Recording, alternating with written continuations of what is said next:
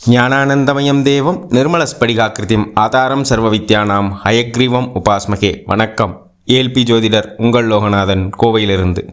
அட்சய இலக்கண பத்ததி ஜோதிட முறையில் இந்த வீடியோவில் நம்ம பார்க்கக்கூடிய நிகழ்வானது, ஒரு 22 வயது முடிந்த ஒரு பெண், அவருக்கு திருமண ஏற்பாடுகள்லாம் நடக்குது. திடீர்னு அந்த நிகழ்வு தடைப்படுது.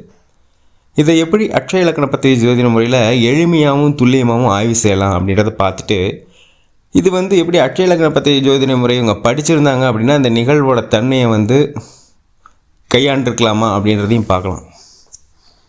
ஜாதகர் பிறந்தது தனுசு லக்னம், மீனராசி.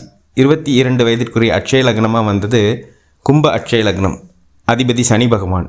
அவரே தான் 12ஆம் இடமாகிய மகரத்திற்கும் அதிபதியாக வருவார். அப்போ 1-12 ஆதிபத்தியம் இந்த 10 வருட காலமும் அவருக்கு இயங்கிக்கிட்டே இருக்கும். அப்படின்னா ஜாதகருடைய சிந்தனை எண்ணம் அப்படின்றதெல்லாம் எப்படி ஒரு விஷயத்தை விரயம் பண்ணுறது, எப்படி அதை இது பண்ணுறது, தொலைக்கிறதுன்ற அந்த நிகழ்வில் தான் இருக்கும். அப்போ இந்த சனி பகவான் இவருக்கு எந்த இடத்துல இருக்கார் அப்படின்னா 5ஆம் இடமாகிய மிதுனத்தில் இருக்கார். அப்போ ஜாதகர் லக்னாதிபதி 5இல் இருக்கலாம், பட் அவரே தான் 12ஆம் அதிபதியும். 12ஆம் அதிபதி 5இல் இருக்கிறது அப்படின்னா அந்த விரையாதிபதி அங்கே இருக்கார். அப்போ அது மனம் சம்பந்தப்பட்ட விஷயங்கள் விரயமாகிக்கிட்டே இருக்கும் அப்படின்றது தான் இந்த கணக்குங்க. அப்போ இதை நம்ம புரிஞ்சுக்கணும். அடுத்தது கும்ப லக்னத்துக்கே என்ன இன்னொரு விசேஷம் அப்படின்னா 5-8 ஆதிபத்தியம் இயங்கும். 5-8க்குரியவர் புதன் பகவானாக வருவார். அப்போ இதை நம்ம எப்படி சொல்லுவோம் அப்படின்னா, மனமே இந்த காலகட்டங்களில் தீராத பிரச்சனையாக தான் இருக்கும். குலதெய்வம் சம்மந்தப்பட்ட அருள்லாம் நம்ம சொல்லுவோம், நிறைய இடத்துல கேள்விப்பட்டிருப்போம். குலதெய்வ அருள் இந்த காலத்தில் இல்லை, பூர்வ புண்ணியம் கெட்டு போச்சு, இந்த மாதிரி விஷயங்கள்லாம் சொல்லுவாங்கள்ல. அது இந்த லக்னத்துக்கு கண்டிப்பாக பொருந்தும். ஏன் அப்படின்னா 5-8க்கு புதன் பகவானாக வருவார். அந்த 5ஆம் அதிபதியாக புதன் பகவான் இங்கே இருக்கார், 8இல் இருக்கார். அப்போ இந்த காலகட்டங்கள் இந்த லக்னம் நடக்கும் பொழுது 5ஆம் இடம் அப்படின்றது டிஎன்ஏ அப்படின்னு சொல்லுவோம். நம்மளுடைய டிஎன்ஏவே இந்த காலகட்டங்களில் தப்பாக தான் வேலை செய்யும். இதெல்லாமே நமக்கு தெரியாமே நடந்துக்கிட்டு இருக்கும்.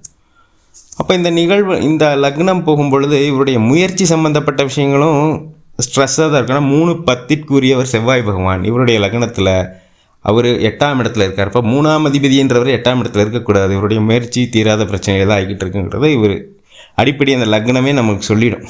இந்த மாதிரி விஷயங்கள்லாம் கவனமாக இருக்கணும் அப்படின்றது.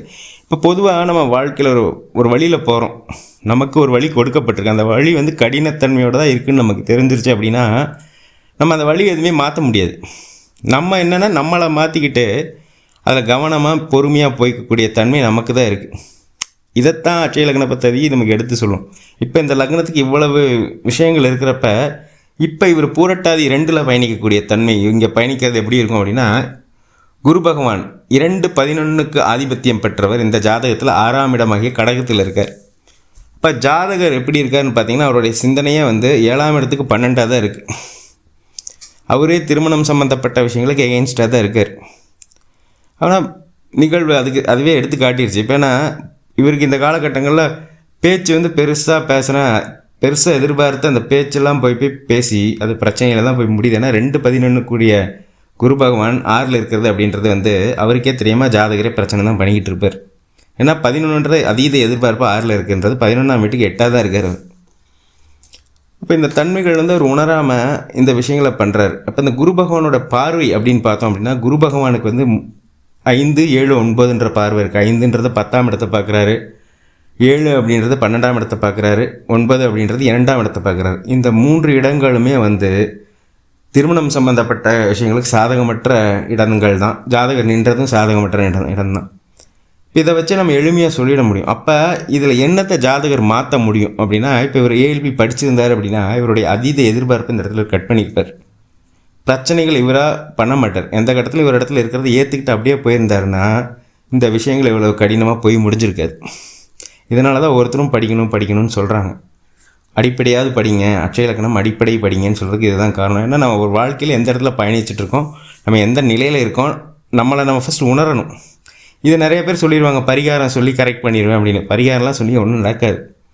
ஏன்னா நான் ஃபஸ்ட்டு நம்மளை புரிஞ்சுட்டு புரிஞ்சுக்கிட்டோம், நம்ம எப்படி என்ன பண்ணிகிட்ருக்கோம் நம்ம உணர்ந்துட்டாலே பரிகாரம் நடந்துருச்சுன்னு அர்த்தம். அதை உணராமல் நம்ம போயிட்டு லட்சக்கணக்கில் செலவு பண்ணி இதுக்கு பண்ணினா பணம் தான் வீணாக போய்கிட்டு. ஏன்னா 1-12 தான் இங்கே வேலை செஞ்சுக்கிட்டு இருக்கு. ஸோ அதை உணர்ந்து அதுக்கு தகுந்த மாதிரி இங்கே நடந்திருந்தோம் அப்படின்னா இந்த நிகழ்வு இவ்வளோ கடினமாக போயிருக்காதுன்றதை சொல்லி, உங்களுக்கும் இதே போல் அட்சய இலக்கண பத்ததி ஜோதிட முறையில் பலன் பார்க்கணும் அப்படின்னா இந்த ஸ்க்ரீனில் தெரிகிற நம்பருக்கு நீங்கள் என்ன தொடர்பு கொள்ளலாம்.